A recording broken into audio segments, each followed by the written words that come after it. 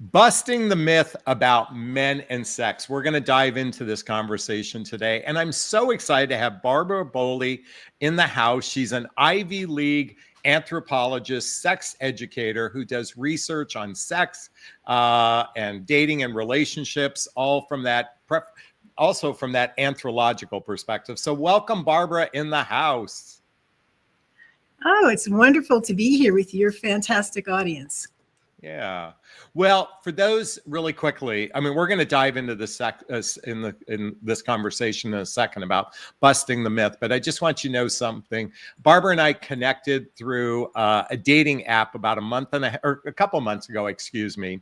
And she happened to follow some of my YouTube videos. So when we connected with one another, we got on the phone and had this amazing conversation because I'm fascinated with anthropology, this history of relationships going back to cave people time. So I'm really excited to have you on, Barbara. You there? Uh-oh. Did we lose you? No, I'm right here. Okay. Well, okay. So let's talk about busting the myth about men and sex. Let's start with the first myth that men spread their seed and all they care about is sex. Can you talk to us about that? If the world really operated that way, that's all that men were about and all that they wanted everywhere around the world, imagine what the world would look like. Yeah. So there's two things about that. Okay. I'd like to say two things, though. Okay. One is the idea that that's all that men want throughout their whole lifetime and through all cultures and throughout history. Now, but I also want to say that it's also a way of saying that women don't want to have sex and they're not sexually interested. If that's all that men want, and it's not that all that all men want by any means. But from a biological perspective, there's no doubt that there is a drive in that capacity. I mean, let's say from a human mating perspective, from a human pair bonding perspective, I mean, there is an element where sex is kind of the differentiation between a friendship relationship, a family relationship, or even a coworker relationship. Sex is kind of the difference when you're in a romantic setting. Wouldn't you agree? Well, sure, these are all different relationships for certain, right? Yeah. And there are different times in our life and different places where we are, where each of those mean different things to us. So, okay. So, all right. So let's dive into some of the other myths about men and sex, about men being dominant, particularly if they're alpha males and they're dominant in the bedroom. You and I had a conversation about this earlier. So can you touch upon what we shared in our conversation with everybody? Yes. So I am a sexuality researcher. One of the things that I researched recently and did a conference paper on was submissive gay men. But I studied the whole spectrum, both submissive and dominant or switch men, both gay and straight. So what we're learning, two things. I'm going to say from the anthropological perspective. Okay. One thing is when we talk about alpha, beta, these are for pack animals.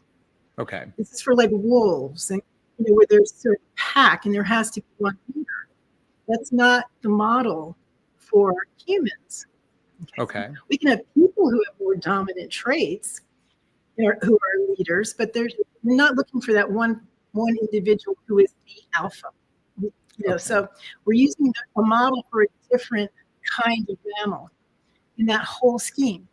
Now, as far as our styles in the bedroom, we can, what we're finding is we can have different orientations around being more dominant, or more submissive, or somewhere in the middle. We can have a spectrum. The fascinating thing, this is one of the insights, sort of inside information I want to share with your audience, is that about 30%, possibly more, but up to about 30% from what we're seeing of heterosexual men are actually kind of more submissive and prefer to be submissive in the bedroom. So what does that look like? Okay. Maybe some of your audience has seen this. Maybe there's a mismatch. Maybe it is what you're looking for or not.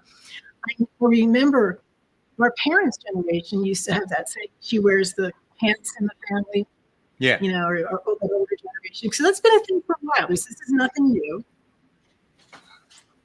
But what I found in interviewing and researching heterosexual men as well is that sometimes they just want to be submissive to you, both in a relationship and in the bedroom. Okay. So what would that look like? Well, you'll see guys who might say, I just want to worship the queen. You might hear this, and I hear this from some of my sexuality educator friends or sex therapist friends or marriage therapists. There could be a mismatch, and they'll come into their office and say, the wife or the female partner might say, I just want my guy to take me once in a while and throw me on the bed. I just want him to ravish me. We have those romance novels where we get ravished. Yeah. And then they'll look at the husband and the male partner and he'll be like, it's just not my style. And it's this mismatch. He's not going to be that guy. And it seems to simply be an orientation. So there are 2 things you can do to see if that's that kind of guy. Okay. If that is what you're looking for. But, it's a thing. It is an orientation. Yeah. So, by the way, Barbara, I want you to know something. We're getting some comments that it's not very clear. So on the off chance we might have to end this earlier than I expected, the connection isn't coming in as clear. At least that's what some of people are saying. So, but I want to keep going to just keep going on this conversation. So I could pop off and pop. Okay, but I could pop off. No, let's just keep. I'm hearing a little. Let's just. Okay, let's just keep it going. Would you want to pop off and pop back on real quick? Yeah, and you can talk to your audience, and I'll keep talking to the audience. Okay.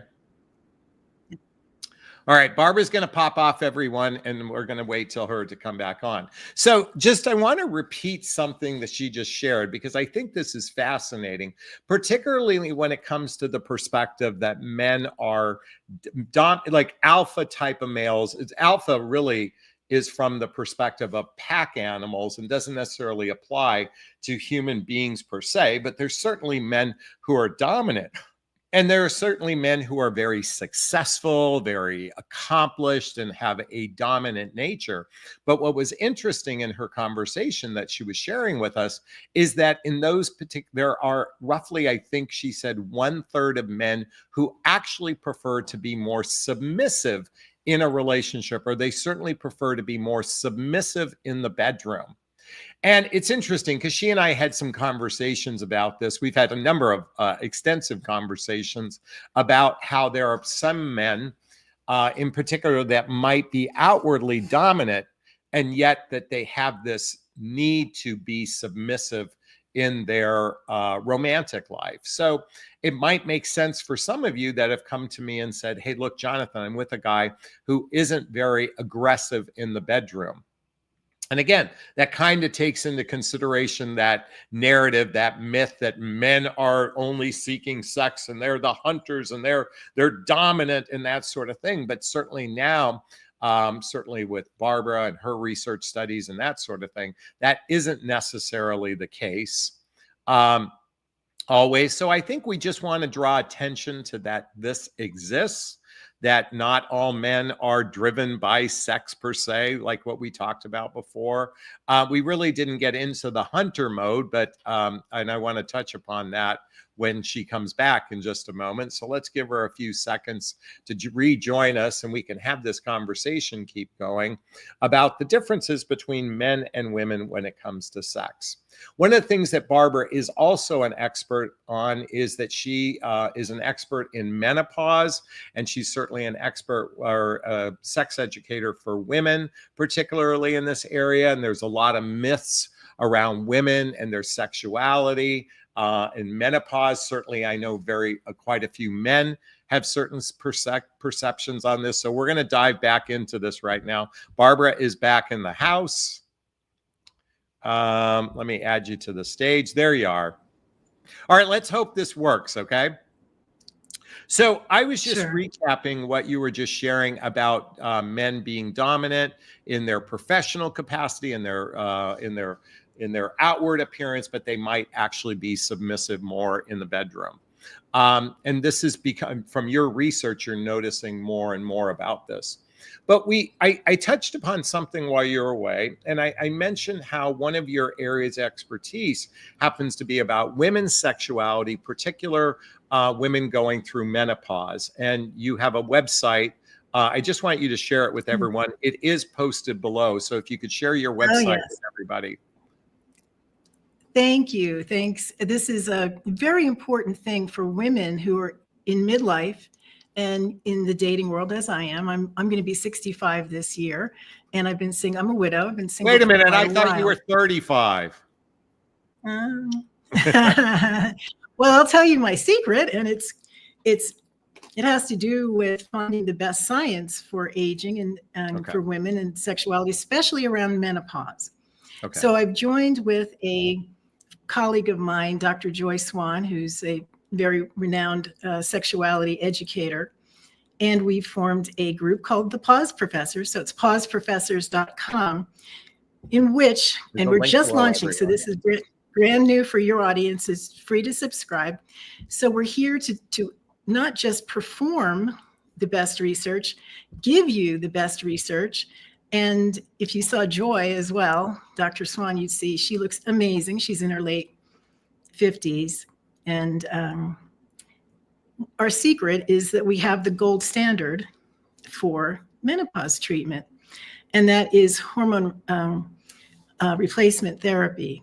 And only 4% of women at this point in the United States are getting that gold standard. And when we found that out, because we had both had a hard time getting hormone replacement, we were having tremendous menopause symptoms, hot flashes, vaginal dryness, libido issues, mood swings, sleep disturbances. It's tremendous in its scope because our hormones go throughout our bloodstream. And once they dip significantly at menopause, once you have your last period, your entire body is affected.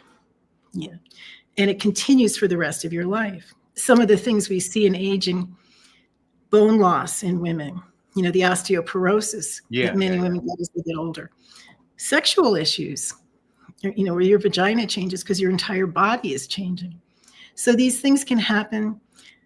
And we're finding that properly administered hormone replacement can rejuvenate and just make life better. We just want to give you that message at Pause Professors. Okay.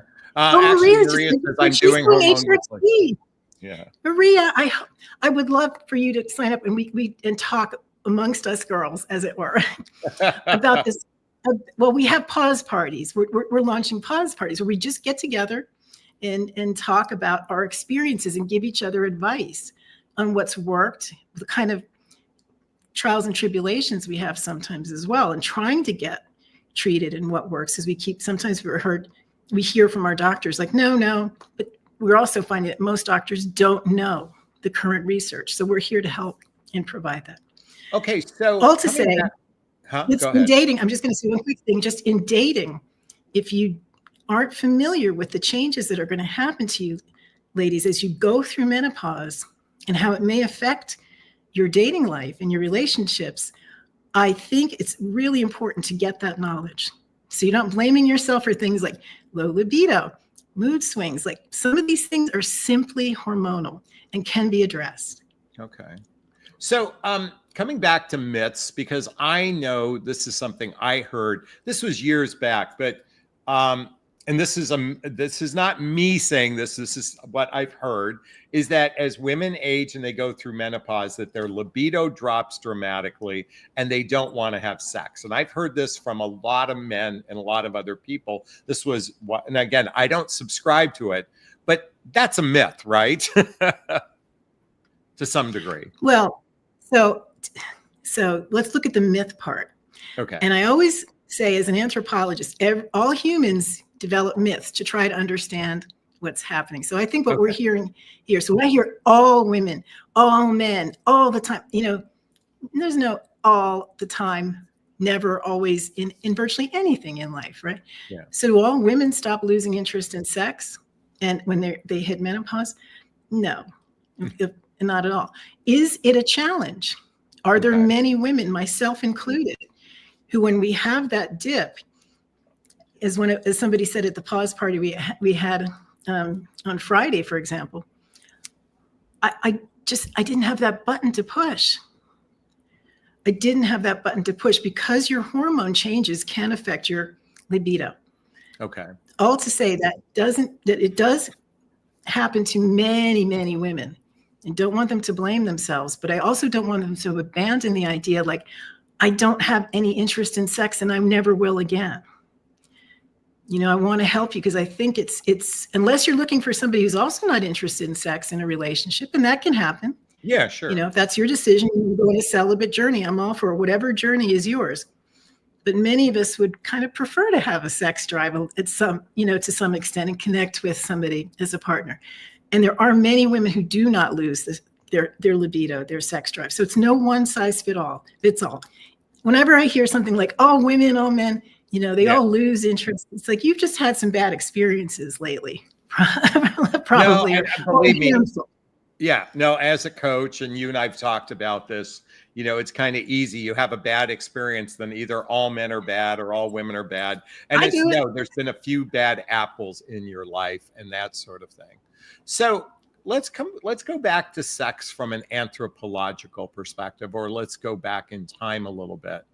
Because in the past, and I'm talking about women in particular, because I know a lot of conversations in the dating marketplace, there's something known as sexual market value.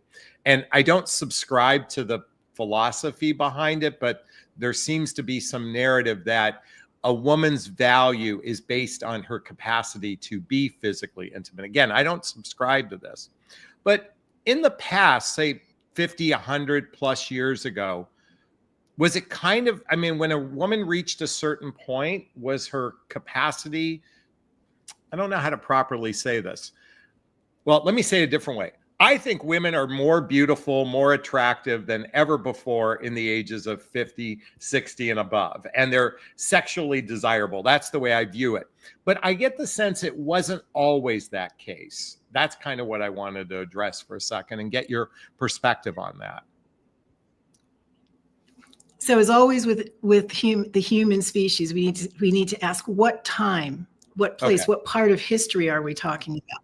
Because we're at a point where it's only been for about 100 years or so since the advent of some antibiotics and other hygiene measures and sanitation measures in human history that people are living as long as we do.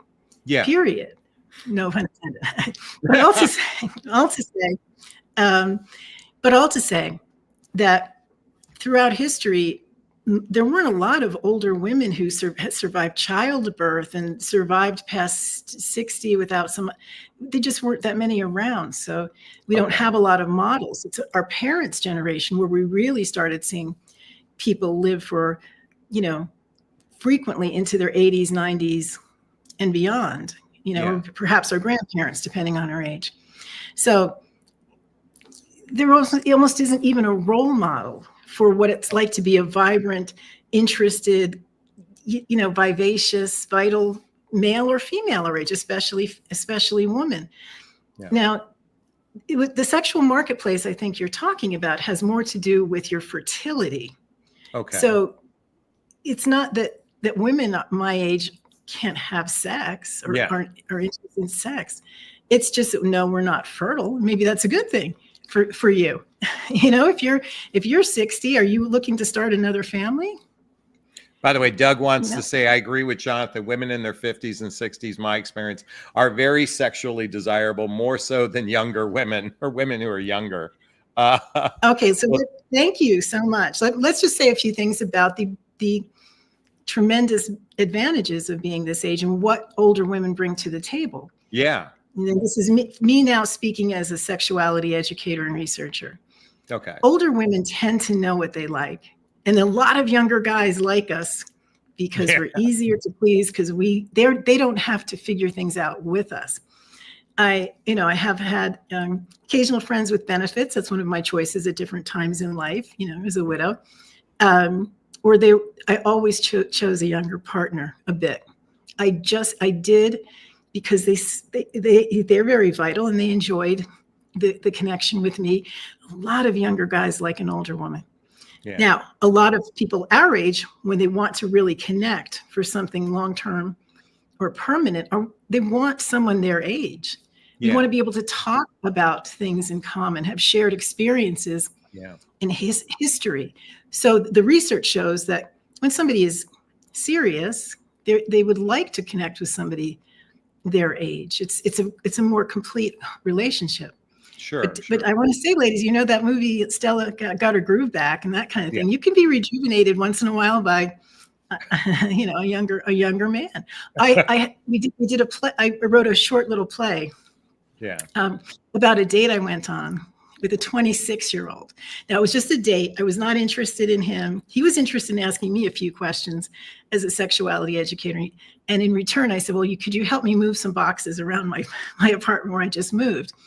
And he said, sure. And we had the most fun date. And so I wrote about it, and it was performed in December in La Jolla. So I can put a link to that somewhere if you go on or say hello to me, and I'll respond to you. But we can have all kinds of fun. I'll put that link in the show notes as well to that play. It's called Aaron from OC. Watch it, and it's very well done. The artist that performed it did a great job of sharing your story. Well, let me ask you a question. We just talked about women with younger men. What about the fact that men have traditional, and in many cases, oftentimes opt or desire younger women? I think is it for the same reason as women seeking younger men, or is there a different reason why men seek younger women? Well, here again, as a professor, I want to say, what do you mean by the word seek? Do you mean, do they like looking at them? And I think everybody likes looking at somebody who's vital and young. Don't think that women don't look at guys. Yeah. Okay. I like looking at a handsome young man and, jogging in his, it's not that I don't like looking. Well, I want to come back to seek. I'm thinking predominantly on the dating apps where there's actual intent to connect with people. We just talked a moment ago how women might get their rejuvenation through a younger man. Is that the same reason why men do that? Or is there a different biological reason? Is there a different sociological reason? Is it purely based on ego? And again, I'm generalizing here, so I want to do it from a generalized perspective.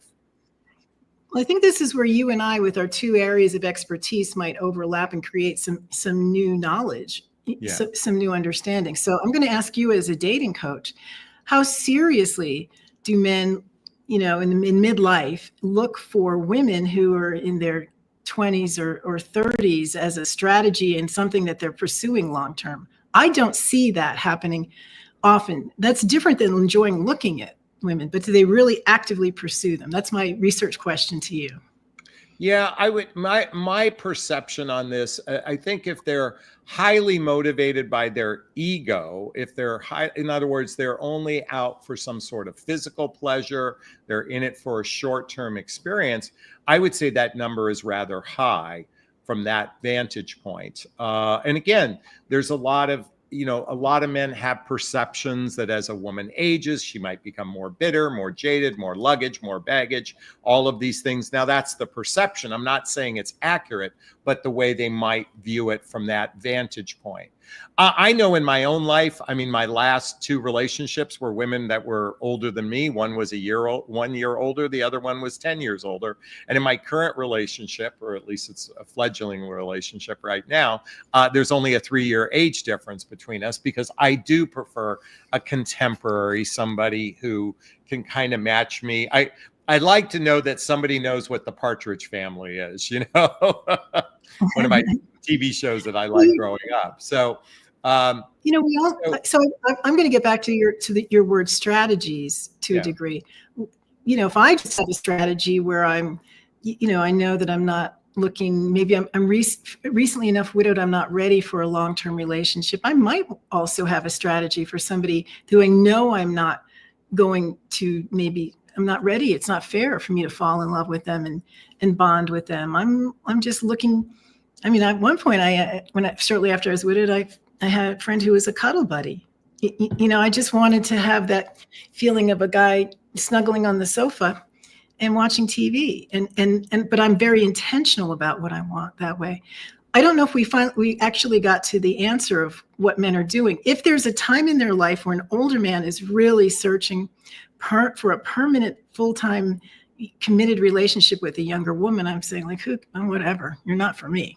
Yeah, no, I get that. I don't think that, from what I see, that most men, when they're really looking for a partner, they're looking for somebody decades younger than they are. Yeah. I don't see that in the research either. But again, you're more on the dating coach.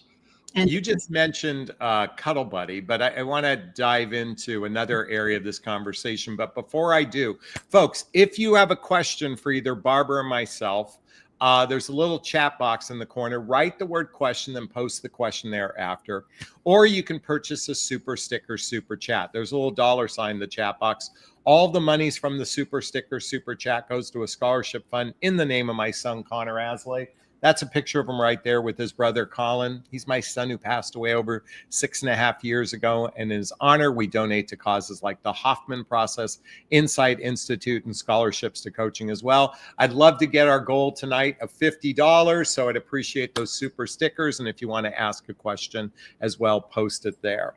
Okay, Barbara, while we're waiting for questions to pop up, you and I have had a number of conversations on when it comes to sex and human pair bonding in dating, in relationships, is to have radically honest conversations early about sex. Just your quick thoughts on that, and let's dive into discussion about this, okay? Well, I'm going to get very basic. Okay. It may be a little bit of a strange thing for me to say. One of the things if you're thinking that this may be a sexual relationship, and I don't care if that's date 1 or year 10, I don't care when that you make that choice. I don't. I'm agnostic, as you could say about that. But what I want to say as a sexuality educator, which may be shocking to many people in midlife and older, is the number of sexually transmitted infections there are among older folks. So the first thing I want you to ask, and it's a little different, but if you're thinking along those lines, I want you to ask, when was your last sexually transmitted infection test? Do you have test results? Don't let yourself get close to anybody whose status you don't know. And I know it sounds a little, intense and harsh, but these things can be forever. And it's something you need to protect yourself with. And now, is that the first question you want to ask about sex? Not necessarily, but if you're going to have sex, you must have asked that question, in my opinion. I really want you all to protect yourselves. Yeah, my feelings on this is that, again, is that a first date question?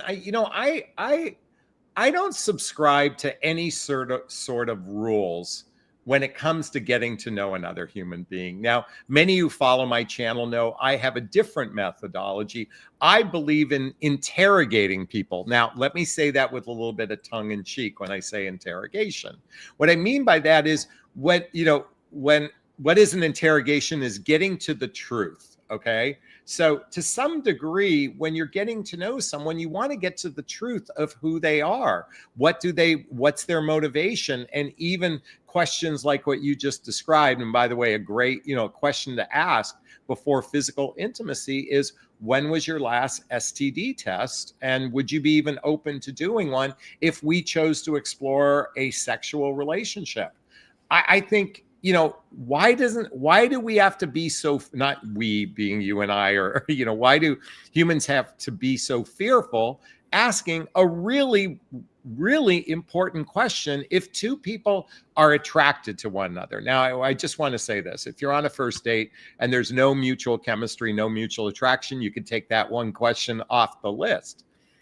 But if there's mutual attraction, I think the sooner you ask these kind of questions, the better.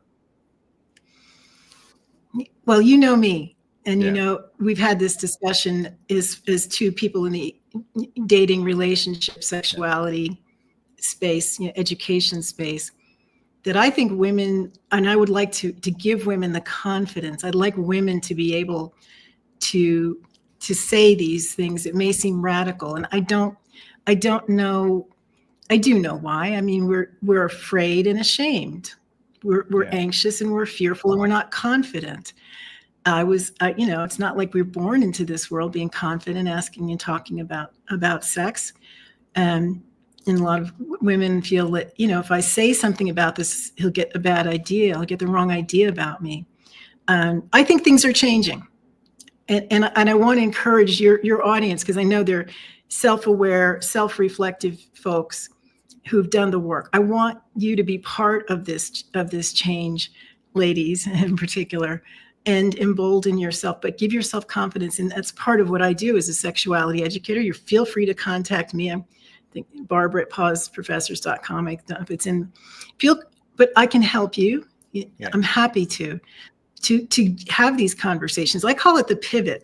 And it's something I learned as a sexuality educator. And when I decide, you know, I think I do want to pursue something at least physical with this person, I am very comfortable about saying, you know, I think I'd like to get physically closer to you, explore something. But you know, not but, let's just be positive. Yeah. And let's do the and here. And I want to take this intentionally, and I want to be honest here. I'm okay going back to my place and maybe doing some makeout, like having some touching, some holding, some cuddling on the sofa. I'm not interested in going any further at this time, but I'd like to experience that with you. What do you think? I'm telling you, it'll blow his mind. It'll blow his mind, but you will feel in the driver's seat, ladies. Now, that's what I kind of like to do. Yeah, but a man might think, well, excuse me for interrupting, but okay, I also know as a man, I can think, well, I might be able to convince her to go further than the boundary that she had set. Okay. Well, I'm not saying me, but I'm saying men. I could see men thinking that. Okay. All right. If you find that guy cannot respect your boundaries in that space, then you know he is not for you. But how do you protect yourself against that happening? Don't think that you're protected just because you're saying nothing, and you may go back to his place, have a glass of, your place, have a glass of wine, and say nothing. And just be snuggling a little on the sofa. There's no protection there. You've said nothing about your boundaries. But what I'd like to do is, if it's the first time you're bringing him back and you've had this, I call it the pivot, you pivoted and said, I'm interested in seeing if we have some chemistry and like snuggling a little, being kissing, making out maybe.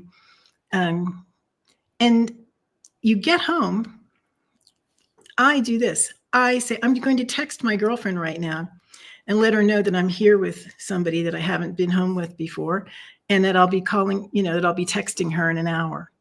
Yeah. And really do that. Have a date buddy. Yeah. Really do that. Now, because we are dating strangers, and I want everyone to be safe, and I also want to put women back in the role of, having tools to make themselves safe on a date, especially the first time you get close to somebody. I don't want us to throw that out altogether, because we're afraid to talk about it, or we're ashamed to say, I want that to be part of our lives, right? Well, I want to differentiate between going in from a fear-based perspective versus an empowerment perspective. And what you just described, Barbara, and I love that idea. Look, if you're going to go back to their place, just say, hey, look, I'm going to be texting my friend within an hour just to check in. Just want you to know I've given the address of where I'm at, it's on my phone locator, that sort of thing. I'm in agreement. It is better to be empowered than operating from a place of fear. By the way, we do have a few questions that have come in, Barbara. So Paltry Flowers has written, question, should we be getting tested between every partner? Brilliant question. Thank you. Thank you for being so open and able to talk about this. Absolutely. Now, when you say partner, though, you don't need to tell me, but I'm going to say what I mean by partner. If you have had an exchange of fluids that's other than saliva with kissing, you could you can get some respiratory things with kissing. I think kissing is a safe activity, and touching, making out. Those are safe activities. Especially if you've had any exchange of fluids without a barrier, without protection, yes, you should get tested afterwards. And there are a lot of free places to get tested. Yeah. Okay, you can go together. Back in the day when I was, I was dating when AIDS started, I was about in my age, I was in my 20s. We would go, I had one boyfriend at that point where we both went together to the clinic to get tested. And it became part of the way we dated back then. Now, things are a little different now because we do have so many treatments for sexually transmitted infections, but not all.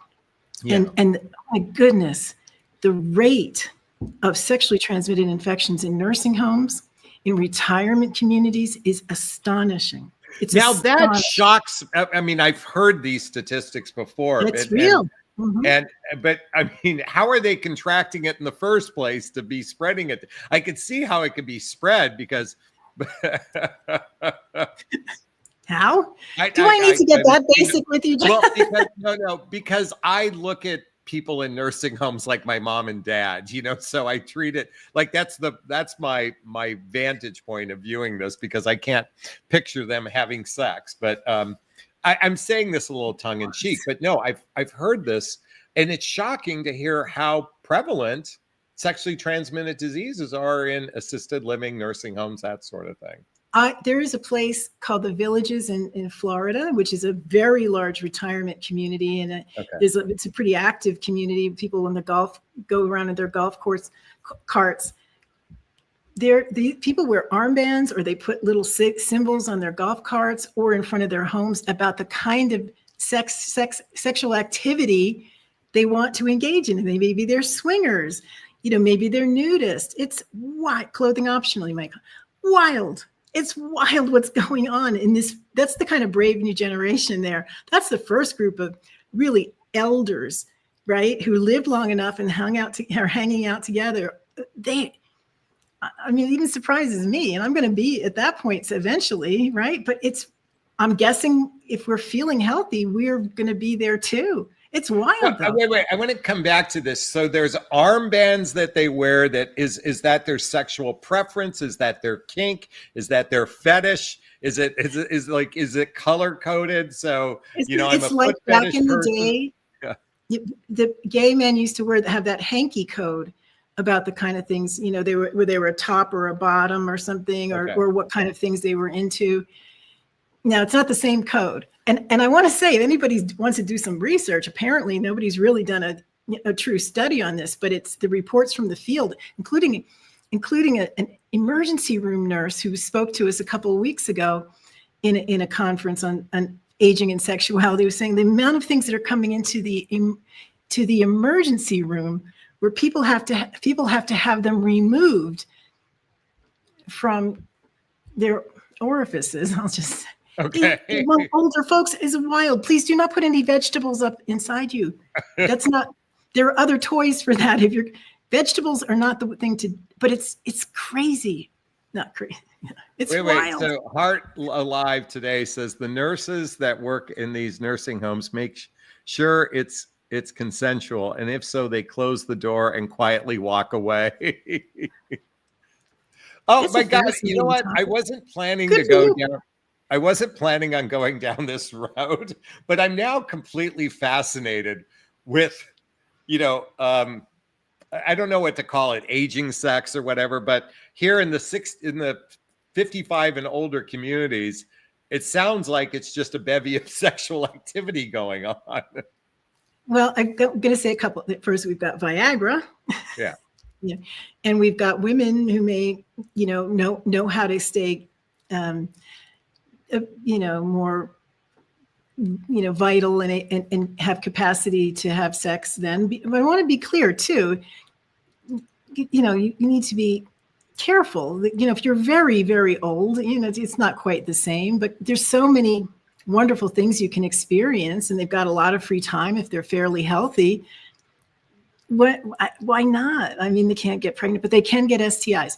I want to also let you know and give your audience some really good news. The largest study of sexual satisfaction in the United States so far that I'm familiar with is very large. It was done by AARP of all groups, but it's a significant study and it's legitimate. The scope and the number of participants is enough to make the numbers valid here. The group of people they surveyed by decade who had the best sex lives were those in their 60s. Really? And men peaked around 62, women a bit older. And the reason, in my opinion, as I just saw somebody say, I'm 66 and horny as hell. And we can have such a good time if we're healthy. And ladies, also get with the menopause program. And if you're having any struggles with it, get help. And Pause Professors is a group that can help you through that. I've seen marriages crash because people did not understand what was happening. That's on the negative side. Now, on the positive side, being this age, Jonathan, I don't know you, but I'm guessing, we have a lot of experience. We know what we like. We get a little less, the men, let's keep Viagra or the other blue pills out of it for a moment. Men tend to be slow down more. I'm not worried about looking like a 25-year-old or, having somebody, in my head saying like, oh, okay. I wrote a story about this. When my friends with benefits, he's a younger guy, and I went like this to hug him, and I went like, oh my God, my back wings, my flabby. Oh, but he was looking at me, right? Oh, wait, I have a question. Coming back to, you said one of the highest done by AARP. People in their 60s are having, I'm going to frame it this way and it's not accurate, but they're having more sex than ever before in this age bracket. Now, something. No, I said, no, I want to be clear. I didn't say more sex than ever before. That's, again, we need to define sex. And I really want to define, not here now for everybody. Sex is a very wide range of activities. Okay. We tend to say sex is what we in the sexuality education space call penis in vagina sex, PIV. I'll call it PIV for. Wait, is that what you guys actually call it? PIV, yeah. Okay, yeah, the reason why is anyone who's followed my channel know I continually say, if the penis goes inside the vagina, like that's my way of describing sex. So I didn't know that in these circles, that's what they use as terminology. Well, okay, please continue. Please continue. Well, you as an experienced man and me as an experienced woman, and your audience as experienced people in midlife, know there's a lot of activities that are sexual that may not involve PIV. Yeah. Right.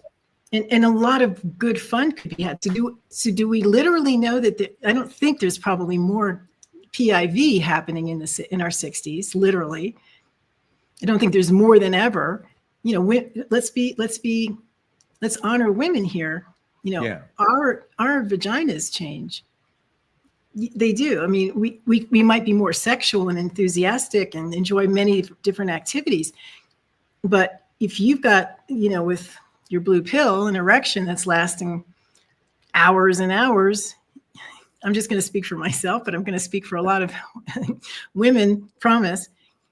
That's not something I'm enthusiastic or can accommodate for hours and hours. Our lubrication changes. We need to be realistic about that. But gosh, the amount of fun we're having because we're slowed down and we don't care so much about what we look like. Hey, ladies, just turn the lights down a little if you're not feeling great. Don't worry about it. Get society out of your bedroom. I always feel like, who's in my bedroom with me? I wanted touch upon something coming back to the sex in the 60s. You know, I'm curious because I'm wondering in that survey, how many of in the AARP survey, how many of them were married versus singles? Because, you know, it seems to me that there is a lot of married people that haven't had sex in decades with their partner. Is that survey both married people and or single, or do you recall what the makeup was? I could not give you the exact statistic on married versus single, but I can say, based on other studies I'm very familiar with, that midlife is a time when many couples start having issues around sex or recognizing that things are not going to be fixed. If they had gotten to a point where they're just not where they wanted them to be, they're more often than we realize, people get divorced or separate for reasons that have to do with sexuality. This is one of the more difficult truths. Some women really do, really do change. I'm just talking about women, and then men we can talk about separately. In terms of their libido at that point. I had a very poignant thing told to me when I was doing some research by a guy who said, I didn't want to get divorced. I love my wife. She's my best friend. She's the mother of my children. But I signed up for monogamy, but I didn't sign up for celibacy. And she stopped having interest in sex. What do you do? So I want to say, like, get her hormones. Can you repeat that, by the way? Can you repeat that? Because that was very powerful what you just said. I signed up for monogamy. This is the guy saying, but I didn't sign up for celibacy. And I think, if you take a step back, you can see, like, I get that. I get that's fair. Now, there's some real changes happening. Some couples are now going into ethical non-monogamy at that point, if there's this mismatch. That's wild and very fascinating, as an anthropologist, right? Ethical non-monogamy, meaning like, this is, again, a relationship with intention, saying, honey, I'm going to be the female here. Honey, I just have lost my interest. I love you. What can we do? And they might have that conversation. Well, could I have a friends with benefits, honey? Like, I don't want to leave you, but I have needs. And these are amazing people in that community that are saying those sorts of things. It could now, this is not for everybody at all, but it's addressing a real situation. And there can be a sexual mismatch. Gosh, we've been in, I was in a marriage before I was widowed that, wasn't 100% great. As many of us, I'm just not talking about the dips, we were a sexual mismatch. I can, he's passed, so I can say that without hurting him, and I don't have any kids. And that was tough. That was tough to say that that's never going to be satisfying in my life. And we made the decision that it was important enough to us, among many other things. It was not an easy decision, but that was one factor. It was not going to get better. And how do you deal with that? I do want to say, if it's a libido, if it's a desire issue on the part of a woman who's in the midst of menopause, I really would love you to come over to Pause Professors and just sign up, and we can talk about this. It's so wonderful and so refreshing to hear other women, and I was one of them I mentioned, who say, like, it happened to me and I didn't know if it was my marriage, I didn't know if it was my husband. And then, or it was, sometimes it could be getting painful. And it's like, who wants to be in pain? Because, our tissues change. Really quickly, everybody, in the show notes below is a link to join Pause Professors. It'll take you a link to the website. You can sign up and follow and all that stuff, and email Barbara as well. So just so you know, that's Pause Professors. Yes. So you can email me directly. Go ahead. You can email me directly at barbara@pauseprofessors.com, and I'll see what questions you may have. If Heart Alive says, if monogamy is the only option, then what? Okay, so I want to understand the question properly. So if you're deciding, I don't want to get divorced, I want to stay with my partner, are you open to, and I'm saying, I don't know who's got which issue, he, she, I'm not sure which person is monogamy the only issue for. Well, is there an option for, their extensive use of porn to get a release or satisfy those needs? Is it possible that if you're the female, again, this you could look into whether this is a hormonal situation where your sex drive is changing for those reasons or others. There could be other reasons.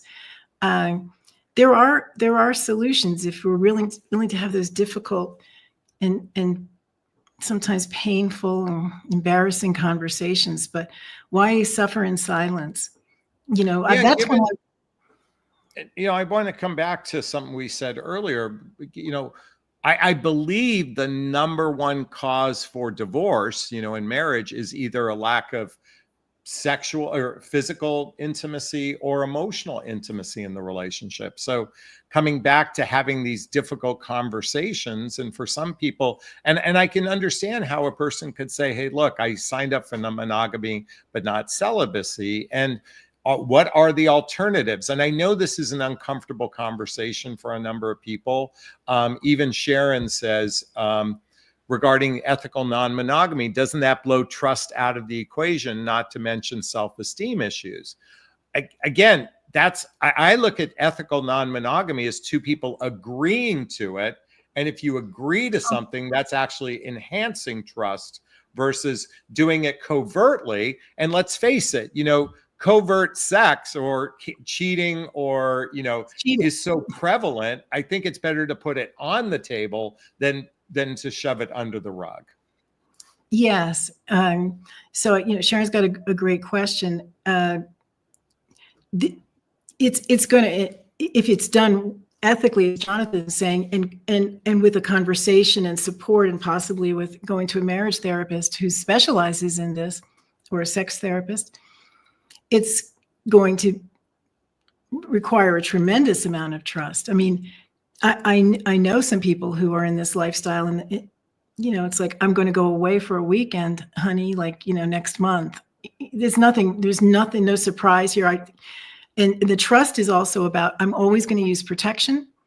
I'm not going to leave you. I'm not going to get involved with this person, however that gets decided. So trust is really intense among these folks. It's amazing. Is it self-esteem? Well, so self-esteem is a really interesting question, because your partner's having an intimate situation with somebody else. Yeah. What are the options here? To him to cheat? I mean, is that helping your self-esteem? These are really delicate issues. But to say that that cheating is rampant, let's face it, it's rampant. By the way, if my memory serves me correctly, and I am certainly not schooled in history, but throughout history, certainly in France, having mistresses was a very common thing, certainly for people of nobility or wealth, or that sort of thing. I don't know that from a common person's perspective, and I mean just from a financial perspective. I mean people that had less wealth, but that was very common and very acceptable. In fact, I get the sense throughout history, not that it was infidelity, but sleeping with other people was more common, and that's more of a current narrative versus what it was in the past. Yeah. So let's also remember that marriage as we know it is a pretty modern institution. Okay. Well, the way we know it now, one person, death us do part, for 50, 60 years. It's really rare in the human experience, because people haven't historically lived that long. Yeah. I also want to say, when you talk about people cheating or having multiple partners, they're having partners with a woman. It's not like one man has 20 women and one woman, he's cheating with somebody. Yeah. So it's not just men who cheat. As you probably know the statistics even more better than I do. Something like among people who are not who have infidelity in their marriage. What was it? Women are 30+%. I think close to 40. It's women. Yeah, I believe it's up to 40. Not like it's all men. Yeah, and women also probably have more emotional sex out, in other words, they're not necessarily physically having sex, but they have an emotional partner that's betraying trust as well in a relationship to some degree, because emotional sex is just a different form of sex. So really quickly, Julie, and this will probably be our last question for the evening, Barbara, because we're going to wrap up soon. Julie says, my boyfriend lost interest and ability to have sex a year ago and won't try Viagra due to his heart. What else can he try? So I'm assuming that this is a doctor recommendation not to have Viagra. So we've got the physical issue then that we're dealing with. Now the question is, why has he lost interest? And I don't need you to answer here. What is going on that he's lost interest? Then I want to ask Julie, have you lost interest? I'm guessing you haven't if you're putting the question out there. Yeah. So if he's willing to have sex when he's not interested or please you, I mean, he doesn't need to have an erection to give you the pleasure you're looking for. And if he's really dedicated, that would be great if he would continue to do that, even if he's lost interest in sex. Now, if he's lost interest in having sex at all and doesn't want to have any kind of physical intimacy with you, I think that might be something that the two of you would take to a doctor and talk about, or sex therapist. Doug says, great show, very interesting topic. Well, Barbara, we're coming up on the hour. First off, for those I shared earlier, Barbara and I have become good friends of recent. We have these amazing conversations when we get together and talk about we talk about sex from a historical perspective. We talk about human pair bonding from a historical perspective. Certainly today, from a modern perspective, we have these great conversations. And the reason I wanted to share this with everybody, as Barbara mentioned, she has an organization called the Pause Professors. This is an opportunity to talk to two very schooled individuals, particularly in menopause, helping women find that vitality, find that vigor, find that spirit within themselves. And so there's a link below to sign up to her website. And again, you can also connect with Barbara directly at barbara@pauseprofessors.com. Is that right? Yes, those questions. Thank you.